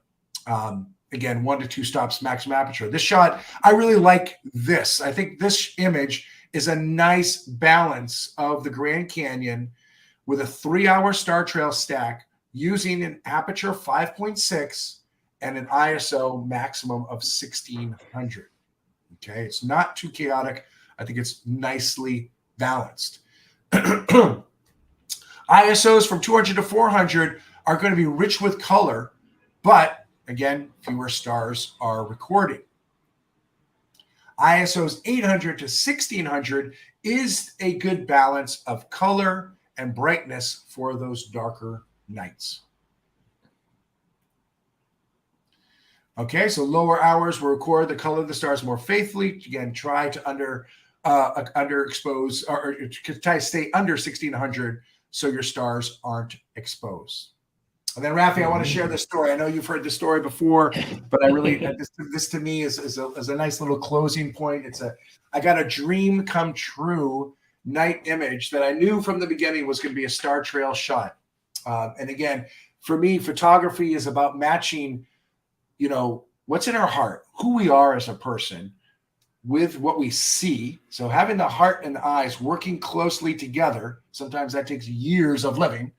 But then finding that right tool, and whether that tool is a paintbrush or a camera or whatever it might be, finding that proper outlet that brings it to the world. So this is a page from one of my favorite, if not my favorite, childhood stories, Ferdinand the Bull.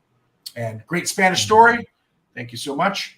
And tells the story of a peaceful bull that gets carted away to the bullfights.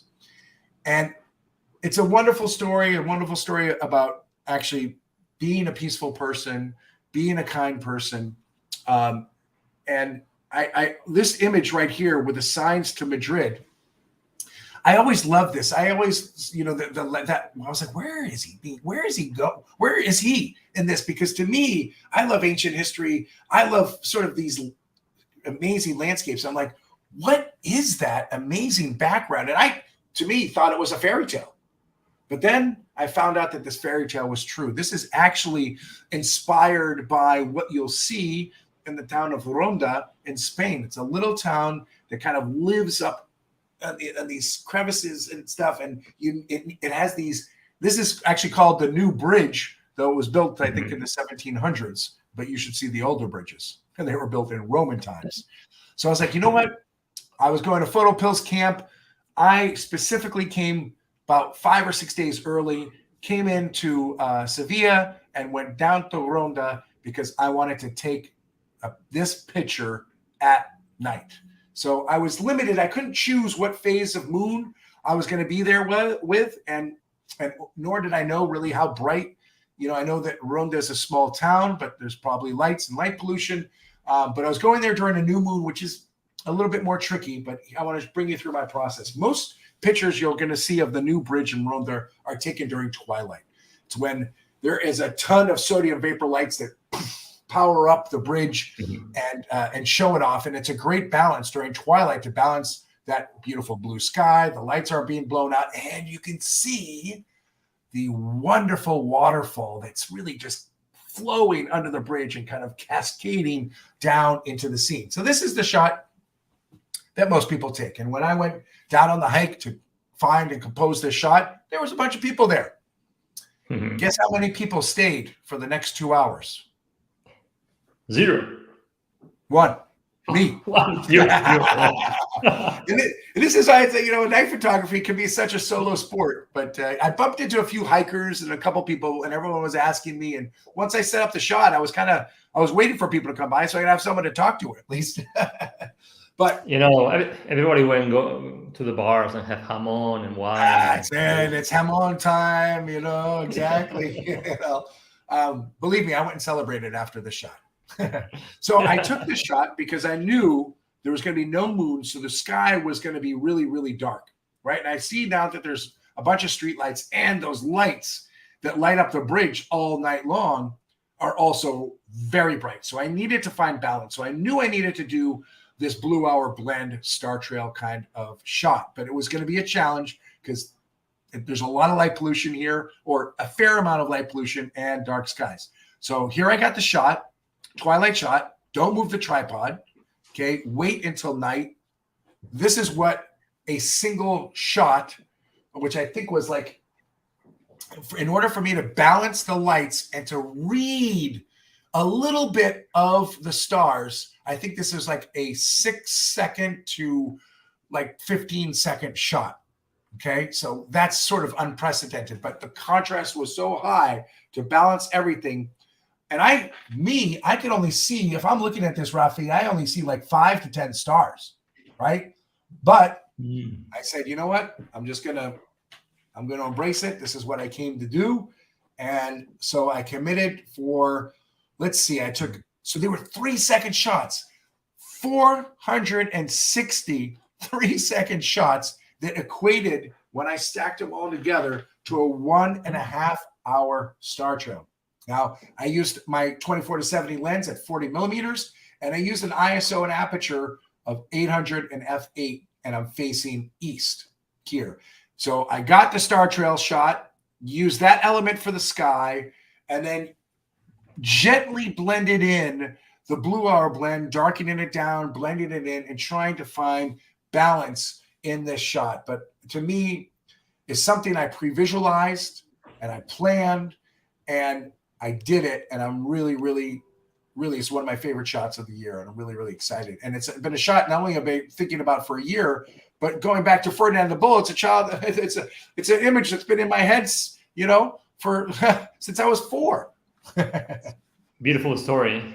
Power of imagination. Yes, power of imagination. So that wraps up, again, the presentation element of it. And again, if you want to learn more, we'll just have this slide up just for a minute. That's the way you can follow me, National Parks at Night. And then again, if you want to come meet other night photographers, either virtually, think of Night Photo Summit, and Nightscaper in person in Utah, May 18th to the 21st. Fantastico, Gabe. Fantastic. So do you want to go over some questions? Yeah, let's take in some questions. Wrap up the session. It's 1 hour and 43 minutes already. 256 people still with us. Yay! So you're doing a great job. We put them to the test. Yes. We have a few questions, if you don't mind answering. No, let's do it. I love questions. And spend like 10 minutes more, and then maybe you can say goodbye. What do you think? Yep. Yes, that sounds perfect. Good. Yep. Because I think that you went over pretty well to the process. Yeah, the processing. Yes, video. exactly. Yes. So, and we've got plenty of it online too. And feel free to reach out. Post-processing deserves another masterclass, so you'll have to come back. Sounds good. Awesome. So questions. Let me check the chat here. Everybody's in love with your presentation and your photos. We have here Nebets forever. can you use a split ND filter on the lens to block the highly lit bridge? Like, using some kind of filter to... Yes, yeah, that's definitely something, yes, you could do. I typically, I don't use many filters at night. Yes, there's night filters, to kind of change your color temperature. I will use ND filters for car trails, like urban car trails, matched with star trails, or just urban car trails. That's when I'll generally use an ND filter. But you do bring up a good point. I personally haven't, but the theory is definitely correct that you could use a split ND filter and say, your urban landscape was brighter, you can kind of knock it down. Generally speaking, what I try to find is a balance and then try to do it. And it really, where it was extreme was in Ronda, because I was fairly close to those bright lights, and those lights were just kind of hitting it. But when like the shot of Tim and looking at Golden Gate Bridge and looking at the city, San Francisco, he was able to, no ND filter was needed there. You could easily was able to find balance, but yes, being aware not to blow out any highlights as well as retain, the rest of the exposure. But you certainly could. It would need to be extreme situation. So have it in your kit, but don't kind of always be ready to use it. I always, less is always more. Awesome. Thank you, Gabe. By the way, Nick Page says hi. Gabe. Nick, that's my buddy. He's my buddy. He's my partner in crime. We were out at PhotoPills. What a team. Up. I aspire to. I've been putting the beard growing pills. I've been taking them, Nick, but it's just, I keep pulling, but I can't. He's like down to here. You need a battery. I need a battery, exactly. Yeah. Okay, another question. Could you go over a bit more on focusing? People, focusing at night. Right. We didn't even talk about focusing, but yes, focusing is really important. So, we actually have I think it was like an 8 or 10 step sort of guide to focusing. But as it is for star trails, and again, we're talking about a photograph that has interesting landscape in there. Now, obviously we can focus just on the stars. That's the first sort of and the easiest thing to do. You can focus on a star. There are some great filters for that help you, focus on the stars. But that's only going to work when you're also using a wide angle lens and maybe you're shooting at f5, 6, f8, and the kind of the beginning of that foreground is going to be about 10, 15, 20 feet away. But if you're going to do a star trail shot, like I did, actually, a good image to talk about is that one with the sundial and Shenandoah, right? So I did my blue hour blend and I focused on that during the blue hour. So easy peasy, just use autofocus, did it. And then when night came, I had to then focus on the stars. And then so that was a 2-stop focus stack that blends the foreground that's tight and then the distant stars together. But if we don't have the benefit of having a blue hour blend to use autofocus in, then we might probably want to go to doing a hyper focus distance. And Rafi, the answers are in PhotoPills, right? So we go to usually the best way to do it is to go to the HyperPills. It's the PhotoPills. Hyperfocal distance table. Exactly.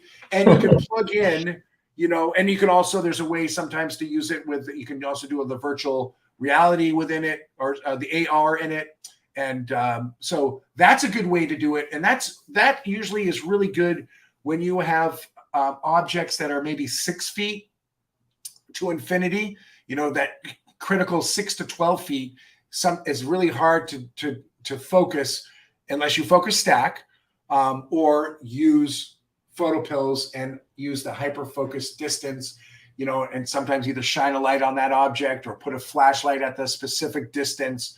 But yes, focusing is key. There's about 8 to 10 different ways you can do it. And it really all depends on your scenario and your situation. But doing something from infinity, hyper focus, or focus stacking. You know, if you're really doing stuff that's really close up and want to incorporate sharp star trails, then you're going to need to do some focus stacking and get that done either in the blue hour or get that done those hopefully 4 to 8 shots. Now, the one thing I'll say is, unlike star point focusing, if we stopped out, with most of star trails, 80% of star trail work, we can actually stop down our aperture.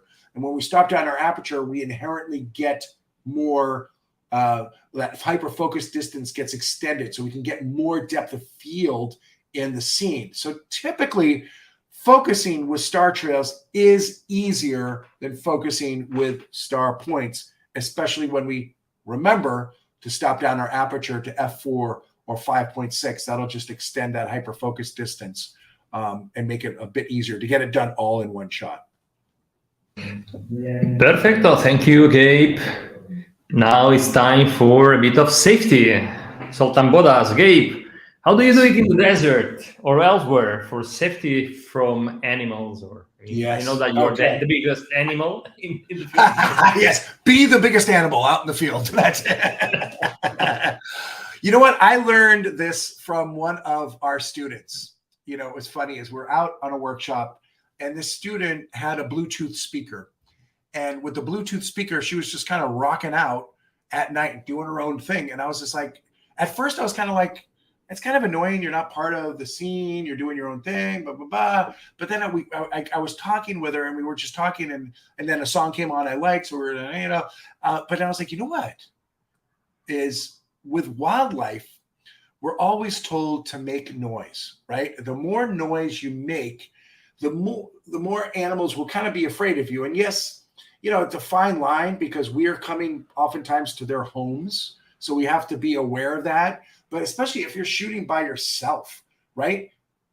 If you're talking to yourself all night, you know, that's difficult to do, you know, and someone walks by you, they're going to start thinking weird things. But it is often, it's nice to have that noise. And again, we have that noise sometimes when we're walking, or if we know we're in bear country, we'll clap and say, bear, hello, bear, we're here, bear, sorry, we're here, bear, you know, that kind of stuff like that.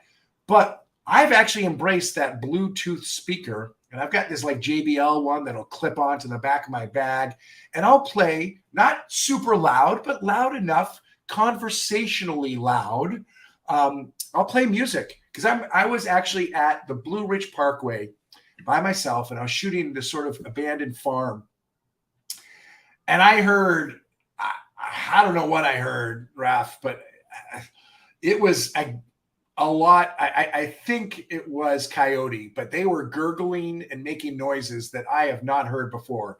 And listen, I know I'm a big guy, and you know, I try not to be afraid of the but that was a noise that definitely unnerved me. And so I was like, oh shoot, I got my speaker. So I put my speaker out, plugged it in my bag, played some music, didn't blast it. I don't want to ruin the night for everyone, including animals, birds, people and animals that are sleeping, you know, but I want to make them just aware that I'm here and I'm doing my thing. And I tell you something, it worked.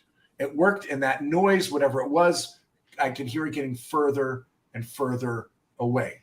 So having a Bluetooth speaker, having a communication with someone, make sure someone knows you're out at night, right? Whether it's a friend, whether it's a loved one, whatever, you know, and sometimes it's getting tricky, right? Because some of the places we go to, there's no reception. So I know a lot of people are now bringing that sort of that InReach, the Garmin InReach. And so at least there's some way that they can communicate with people when you are in an area, you know, that you can't, that you know you won't have reception. And you know, what you do is you just say, you know, I'm out at the night shoot. And then at the end of the night, you said, hey, I'm heading home. And then when you get home, you say, hey, I'm back at the hotel. Just as a peace of mind, just because if that person doesn't hear from you, they know that they maybe need to call authorities and start looking for you, because we don't want that to happen. We want measures in place. So for your safety, as well as for the safety of the other animals and everyone out there. Fantastic. And what type of music do you play? Heavy metal or more romantic? Usually, I'll go a little jazzy at night for the animals. Oh, They yeah, tend to like absolutely. that. Sometimes they like the acid jazz, the electronica a little bit. Nice, I nice, found that nice. works out nice. Wow. Miles Davis, Great. instant cure. Everybody's in the chat is saying thank you. Very inspiring. And that's true. Thank you so much for joining us. Oh, it was a pleasure. Really a pleasure. I hope I've inspired and got people. We're at the winter time right now, and I know people are saying, "Well, it's not Milky Way season, so I'm not going to go out at night." But I love shooting at winter because it's earlier nights, right? So get out there, and if you know me, this is my motto: seize the night. Yeah, seize the night. And get out there because Star Trails is a great opportunity to be creative. The winter Milky Way season is also amazing. Mm-hmm. We have somebody from the black team in PhotoPills camp, Rene Ramirez, saying hi from the PhotoPills camp. Hey, how's it going? Hey. Right on. Thank you for watching. Nice. This is Rene. And Gabe, I think it's time to say goodbye. Do you want to say anything else before? It's been a pleasure. Really, I've been thrilled to thank you guys for taking out an hour, 2 hours of your time here today. And I really, again, I hope I've inspired you with just a little bit of my night visions with you. Thank you, Rafi. Love you, brother. I love PhotoPills. And this is going to be a great year. Very excited for the next year. I look forward to more adventures under the night skies. For sure. Somebody's asking what was the virtual conference in February 2023 that you have? So this is it's not announced yet. This is a very soft announcement, but it's that I'm giving right now because we're still looking for the proper platform out there to use virtually. If anyone does any of that kind of stuff, hit me up. But Night Photo Summit, February 3rd through the 5th. We will be announcing it either on our Instagram. Night Photo Summit is its own Instagram, National Parks at Night, or sign up for our newsletter at National Parks at Night. We have a weekly blog that we are often giving free information away and announcements that way. So should be announcing in the next 1 to 2 weeks. So stay tuned for that. Perfecto. Gabe. All right. Thank you so much. High five. High five. Thank you so much, and I hope to see you soon. Yes. I hope you have a wonderfully reflective end of the year and get excited for many things to do next year. Oh, yeah. Okay. Thank you so much, everybody. Thank you so much, Gabe, for joining us today. And as always, if you like this video, give us a like, subscribe, and I'll see you next Wednesday in another video. And remember that you have the power to imagine, plan, and shoot legendary photos. Bye, everyone. Thank you, Gabe. I love you. Love you, brother. Bye-bye.